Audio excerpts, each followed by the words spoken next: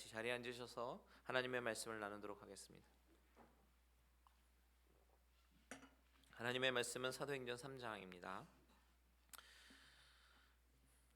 지난 시간 본문에 이어서 사도행전 3장 1절에서 10절의 말씀입니다. 사도행전 3장 1절에서 10절의 말씀, 제가 가진 성경책은 신약성경 190페이지에 있습니다. 성경을 열으셔서 보시고 혹은 스크린을 참조하시면 되겠습니다. 한 절씩 교독하실 때 제가 먼저 1절부터 읽도록 하겠습니다. 제9시 기도 시간에 베드로와 요한이 성전에 올라갈새 나면서 못 걷게 된 이를 사람들이 메고 오니 이는 성전에 들어가는 사람들에게 구걸하기 위하여 날마다 미문이라는 성전 문에 두는 자라. 그가 베드로와 요한이 성전에 들어가려 함을 보고 구걸하거늘 베드로가 요한과 더불어 주목하여 이르되 우리를 보라 하니 그가 그들에게서 무엇을 얻을까 하여 바라보거늘 베드로가 이르되 은과 금은 내게 없거니와 내게 있는 이것을 내게 주노니 나사렛 예수 그리스도의 이름으로 일어나 걸으라 하고 오른손을 잡아 일으키니 발과 발목이 곧 힘을 얻고 뛰어 서서 걸으며 그들과 함께 성전으로 들어가면서 걷기도 하고 뛰기도 하며 하나님을 찬송하니 모든 백성이 그 걷는 것과 하나님을 찬송함을 보고 그가 본래 성전 미문에 앉아 구걸하던 사람인 줄 알고 그에게 일어난 일로 인하여 심히 놀랍게 여기며 놀라니라. 아멘. 잠시 기도합니다. 하나님, 이 시간에 하나님의 말씀이 선포될 때에 성령님께서 찾아와 주시고 우리 마음을 옥토밭으로 바꿔주시며 하나님의 말씀의 선포가 일어나는 그 선포로 인하여 우리 마음속에 30배, 60배, 100배의 결실을 맺는 귀한 시간 되게 하여 주시옵소서. 믿음으로 바라보게 하시고 믿음으로 해석하게 하시고 믿음으로 반응하며 순종하는 귀한 우리 갈릴리 은혜교회 모든 식구들 되게 하여 주시옵소서. 예수님의 이름으로 기도합니다. 아멘. 오늘 우리가 읽은 이 본문의 말씀 사도행전 3장 1절에서 10절의 말씀 또한 우리가 너무나도 잘 아는 유명한 본문의 말씀입니다. 베드로와 요한이 성전 미문에 앉은 안전뱅이에게 금과 은은 내게 없거니와 내게 있는 것을 너에게 주노니 곧 나사렛 예수 그리스도의 이름으로 명하노니 일어나라 라고 선포하였고 그 안전뱅이는 자리에서 일어나서 뛰면서 걸으면서 성전 안에서 하나님을 찬송하고 참여하는 내용의 아주 감격적인 이야기입니다. 우리가 오늘 이 본문을 통해서 하나님이 오늘 저와 여러분에게 주시는 메시지가 무엇인지 살펴보기를 원하는데요. 이 내용을 본격적으로 살펴보기에 앞서서 우리가 이 본문을 이해할 때 주의해야 할 점이 무엇인가를 먼저 나누어야 합니다. 그것이 무엇이냐면 바로 오늘 이 본문의 주인공이 누구인가, 이것을 정확하게 이해를 해야 합니다. 왜 이 질문을 먼저 생각하냐면 오늘 본문은 스토리가 어떻게 보면 상당히 스펙타클한 이적의 이야기이기 때문에 독자들로 하여금 이 스토리에 나오는 인물에 더 집중하게 만들기 쉽기 때문입니다. 이 사건만을 놓고 본다면 안전뱅이가 주인공이거나 베드로와 요한이 주인공처럼 보이지만 사실은 오늘 이 사건을 기록한 누가의 관점에서 이 사건의 주인공은 바로 예수 그리스도시다라는 점을 우리는 놓쳐서는 안 됩니다. 왜냐하면 3장의 구조를 먼저 보면 두 부분으로 나뉘는데요. 오늘 저와 여러분이 읽은 10절까지가 전반부이고 11절부터가 후반부예요. 그런데 10절까지의 말씀은 안진뱅이가 일어난 그 사건 자체를 기록하고 있지만 11절부터 나오는 이야기는 그것으로 인해서 몰려든 성전에 수많은 몰려든 사람들에게 베드로가 설교를 하기 시작하면서 예수 그리스도에 대해서 증거하고 있기 때문입니다. 결국 이 기적의 사건 때문에 신기하게 몰려든 사람들에게 설교하는 예수 그리스도. 그렇기 때문에 오늘 설교 제목을 예수 그리스도의 이름으로라고 정하게 된 것입니다. 이것을 염두에 두고 오늘 말씀을 좀 살펴보겠습니다. 우리는 지난 시간에 사도행전 2장 마지막 부분을 보면서요, 베드로의 설교 속에서 선포되는 복음을 들은 사람들의 이야기를 우리가 살펴보았습니다. 그 사람들에게는 성령이 임했고 회개의 역사가 일어났고 그래서 성령 세례를 받고 중생의 역사를 체험한 3,000명 이상의 사람들의 이야기입니다. 예수님이 승천하신 이후에 예수님의 제자들이었던 12사도와 그들을 중심으로 모였던 120 문도들의 그 다락방의 기도로부터 시작한 초대교회는요, 이제 점점 수천 명으로 부흥이 돼서 세계로 뻗어나갈 준비를 하고 있는 그런 모습입니다. 바로 이것이 주님께서 제자들에게 분부하신 명령이요 사명이죠. 이 명령은 1장 8절에서 말씀하신 것처럼 오직 성령이 너에게 임하시면, 즉 성령의 임재와 충만함에 의해서 자연스럽게 퍼져나가는 것을 우리는 보게 됩니다. 그런데 이 말씀이 오늘 본문과 전혀 무관하지 않습니다. 우리가 가끔 범하는 실수는 성경을 따로따로 떼어서 그 부분만을 묵상하곤 하죠. 하지만 우리는 사실 전체적인 흐름 가운데 오늘 이 본문의 위치와 의미는 무엇인지 생각해 보는 것도 중요합니다. 그런 의미에서 보면 성령이 임하시고 회개와 부흥이 일어나고 이제 복음이 이제 세계 각국으로 퍼져나갈 준비가 되었습니다. 그리고 이제 그 복음이 더 퍼져나가기 위해서 성령님은 특별 프로젝트를 진행하십니다. 그것이 무엇이냐면 바로 오늘 본문에 나오는 성전 미문에 앉은 안진뱅이가 고침을 받은 사건입니다. 성경은 오늘 이 사건의 배경을 이렇게 설명하지요. 다 같이 3장 1절을 읽겠습니다. 시작. 제9시 기도 시간에 베드로와 요한이 성전에 올라갈새. 제9시라고 하는 것은 오늘날의 시간으로 말하면 오후 3시를 의미합니다. 우리는 유대인 시간이 나오면요 항상 6시간을 더하면 돼요. 그러면 현재 시간을 계산할 수 있습니다.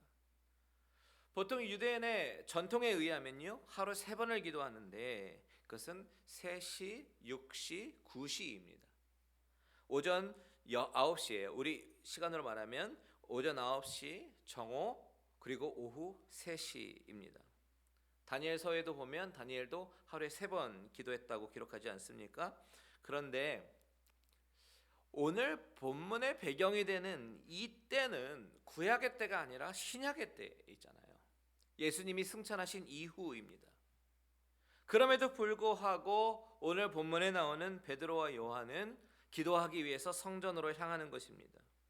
여러분 이것이 왜 흥미로운 것이냐면 예수님께서 돌아가실 때 성전의 휘장이 위에서 아래로부터 찢어졌습니다.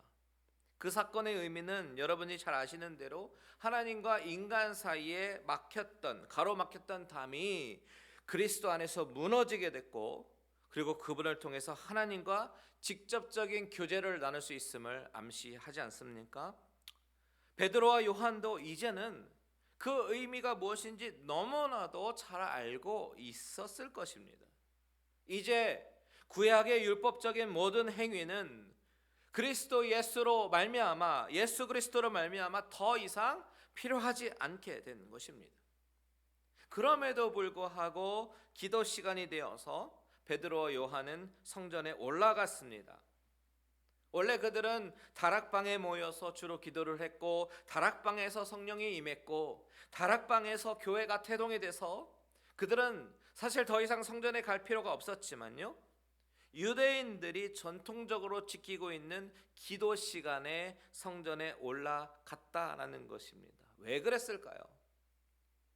그 이유는 바로 유대인들에게 복음을 전하기 위해서일 것입니다.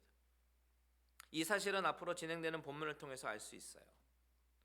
그리고 바울 사도도 이와 똑같은 심정을 고린도전서에서 이야기하고 있습니다. 다 같이 고린도전서 9장 20절을 같이 읽겠습니다. 시작.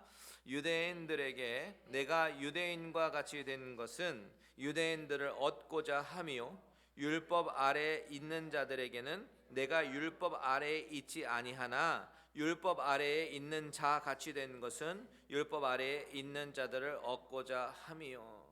자, 예수 그리스도의 십자가로 인해서 더 이상 율법의 정죄함이 없어지고 율법 아래에 있지 않게 되었습니다. 하지만 바울은 스스로 율법 아래 있는 자처럼 행동하는 것은 바로 율법 아래 있는 자들을 얻고자 함이다라고 말을 합니다. 또한 유대인과 같이 된 것은 유대인들을 얻고자 함이다라고 말을 합니다. 베드로와 요한도 바로 이와 같은 심정으로 유대인들이 많이 모이는 그런 성전의 기도 시간에 맞춰 올라갔을 것이고, 결국 그곳에서 복음을 증거하는 장면이 다음 주에 볼 11절 이하의 말씀입니다. 그 가운데 오늘 본문은 이들이 성전을 향하면서 한 불쌍한 인생을 만나게 된 이야기를 하고 있어요. 그 불행한 사람을 성경은 뭐라고 소개하고 있냐면 나면서 못 걷게 되어 구걸하는 자라고 이야기합니다. 다 같이 2절을 읽겠습니다. 시작. 나면서 못 걷게 된 이를 사람들이 메고 오니 이는 성전에 들어가는 사람들에게 구걸하기 위하여 날마다 미문이라는 성전문에 두는 자라. 자, 나면서부터 못 걷게 된 이 사람은요, 스스로 자력으로는 이곳에 올 수가 없으니까 사람들이 메고 와야지만 이 자리에 올 수 있었던 것입니다. 그런데 오늘 본문에 보니까 이 사람이 성전에 오는 목적에 대해서 분명히 증거하고 있습니다.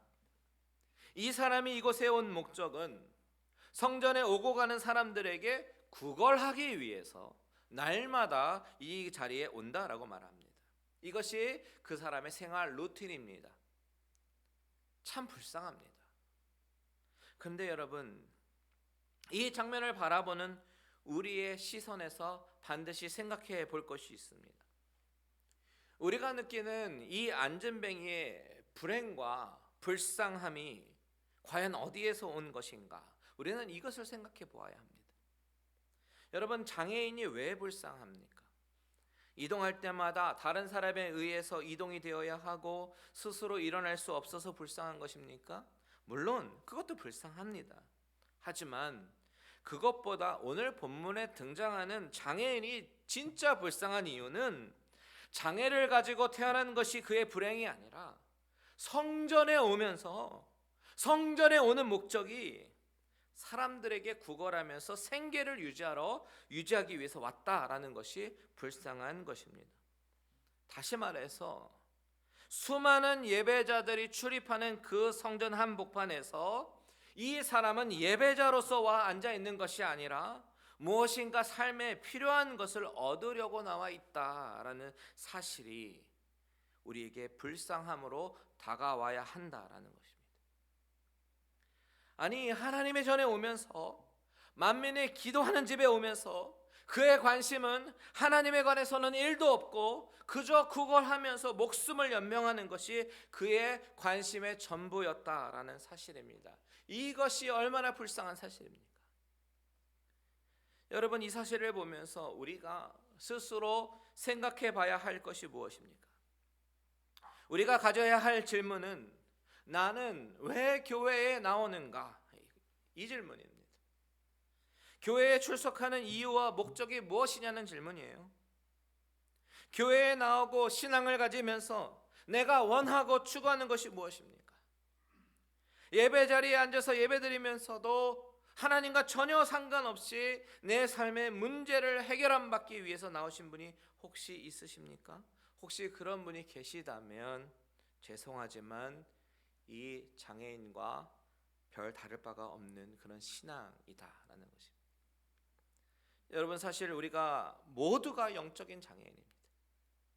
영적으로 볼 때 온전한 사람 아무도 없고 다 죄투성이 뿐인 장애인들입니다. 그런 죄투성이를 해결해 주시기 위해 예수 그리스도가 이 땅에 오셨습니다. 그리고 그런 영적인 장애인을 십자가로 용서해 주시고 살려 주셨습니다. 그것이 구원입니다. 그렇기 때문에 우리가 그 은혜를 깊이 안다면 그런 우리가 교회에 나오는 이유는 예수 그리스도의 십자가와 그것으로 인한 구원 때문이어야 한다는 것이에요. 나의 첫 발자국은 내 삶의 당면한 문제를 해결받기 위해서 나올 수 있습니다. 하나님이 그렇게 인도하셨습니다. 하지만 그 자리에 머물러 있으면 안 되고 그런 기복신앙으로부터 일어나서 걸으면서 뛰면서 하나님을 찬송해야 합니다.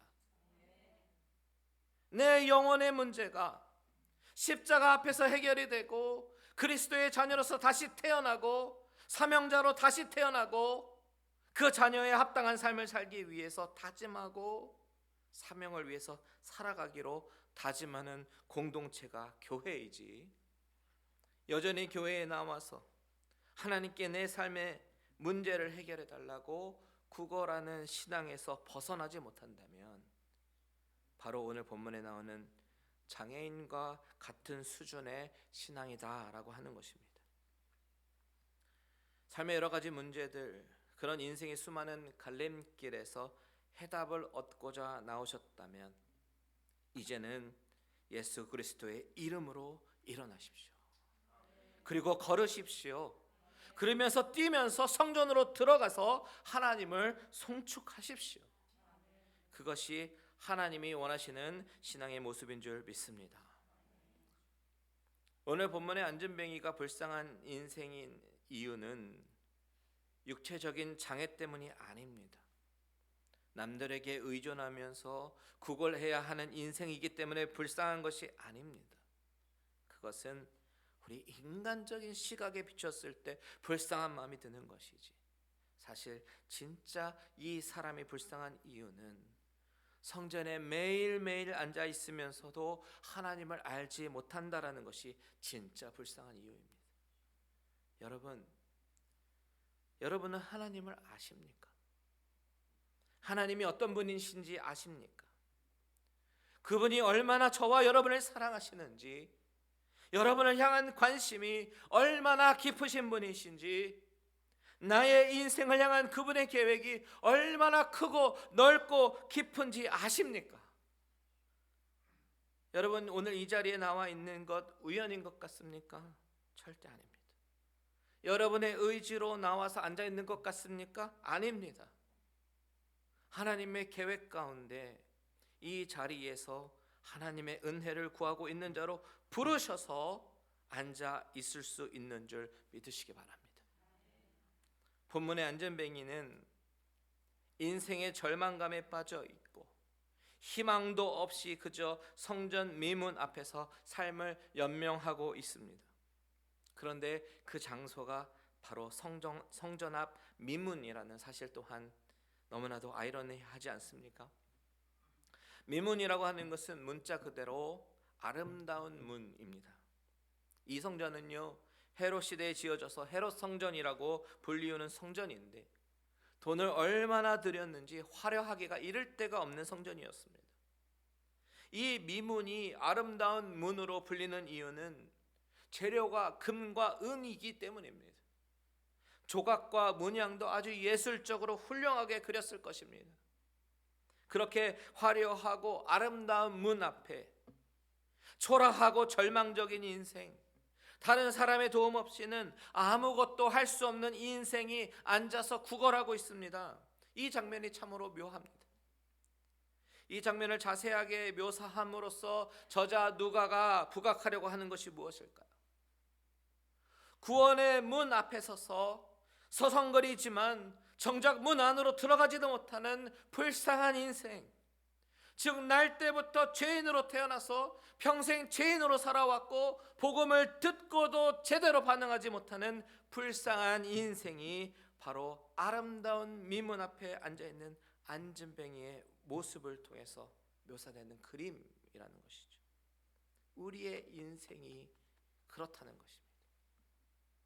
평생 교회 들락거려도, 평생 열심히 살아도, 내가 할 수 있는 최선의 삶을 살아서 훌륭한 부를 가지고 있어도 정작 십자가를 통한 구원을 얻지 못한다면 그것이야말로 불쌍한 인생이다라고 하는 것입니다.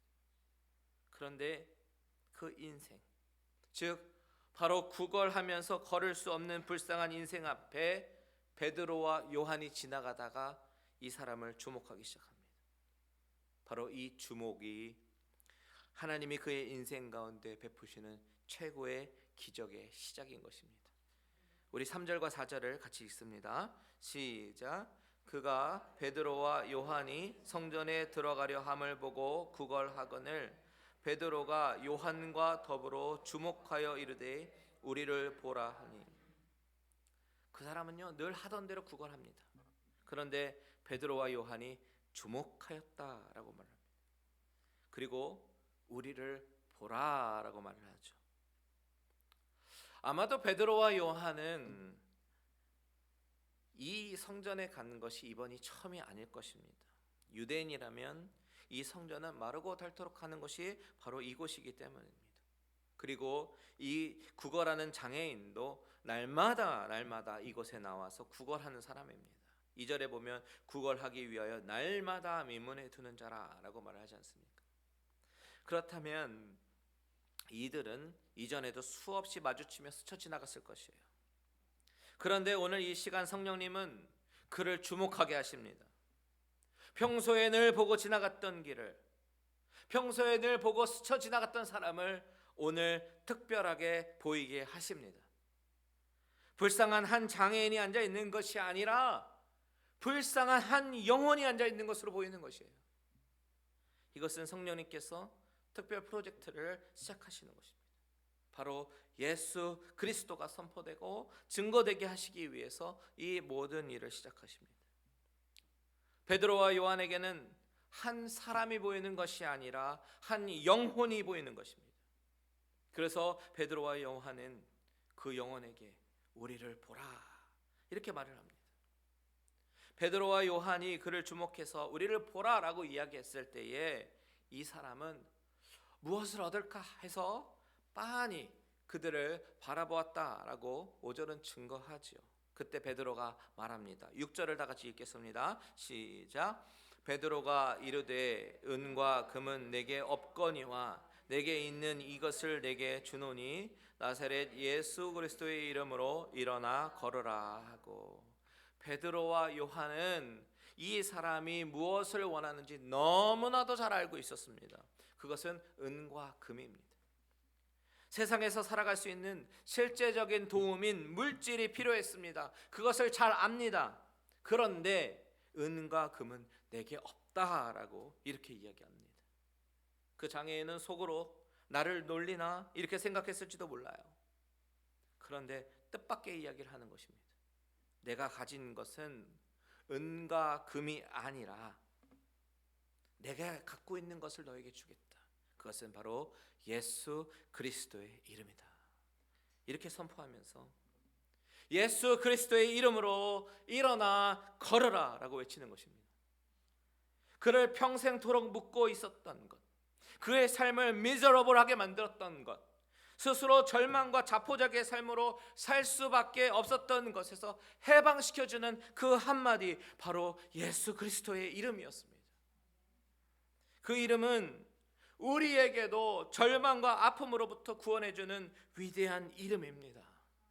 우리의 삶을 아프게 만들고 비참하게 만들고 나를 묶고 있는 모든 것, 절망과 굶주림으로부터 해방시켜주는 이름이 바로 예수 그리스도인 줄 믿습니다.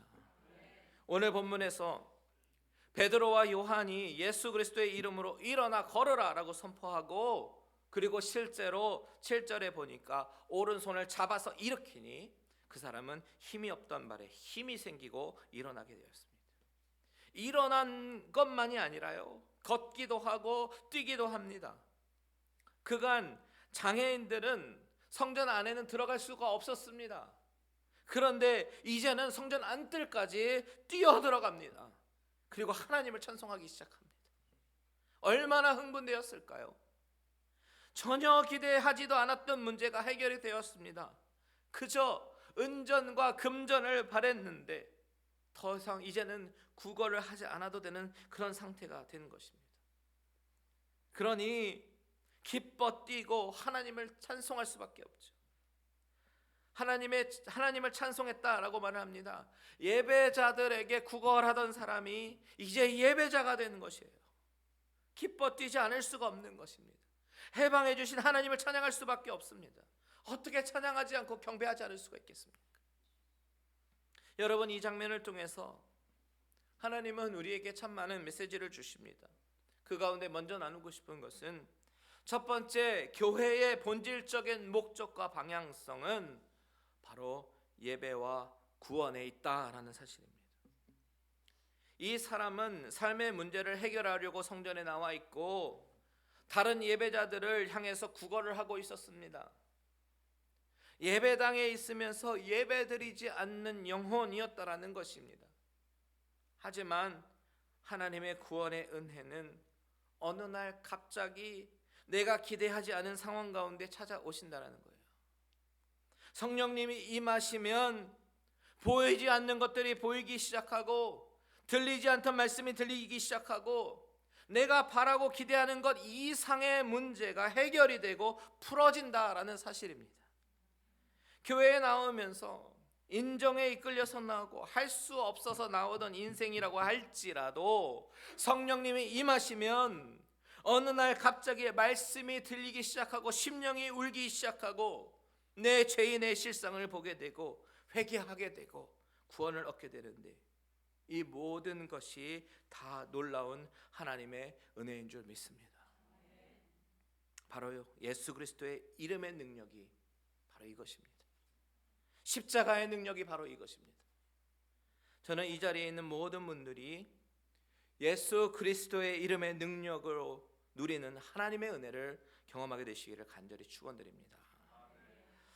두 번째로 나누고 싶은 메시지는 교회의 본질이 구원이라면, 그렇다면 우리가 구제하며 불쌍한 사람을 돕는 것, 이 구제의 사역을 어떠한 시각으로 바라보고 접근해야 되는가, 이것도 한번은 우리가 한 번쯤 생각해보고 고민해봐야 될 이슈입니다.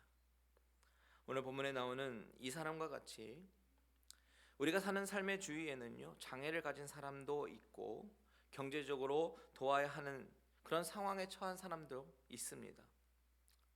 교회는 이 사람들을 절대로 외면해서는 안 됩니다. 베드로와 요한처럼 그들을 주목해 보아야 합니다. 그런데 영혼의 관점으로 주목해 봐야 되는 것이죠. 우리가 그들을 바라볼 때 육체의 연약함으로 인한 불쌍함, 그저 동정함으로 돕는다면 베드로와 요한에게 바랬던 것처럼 그냥 은전과 금전을 주면 됩니다. 만약에 그렇다면 우리 교회는 사회에 있는 무수한 비영리 단체와 다를 것이 없을 것입니다. 그것은 은과 금을 원하는 자에게 은과 금을 주고 나는 마땅히 해야 할 일을 했다라는 보람과 뿌듯함을 그런 감정을 느끼는 것, 그 이상도 그 이하도 아닙니다. 어떻게 보면 나의 만족감을 위해 사는 것입니다.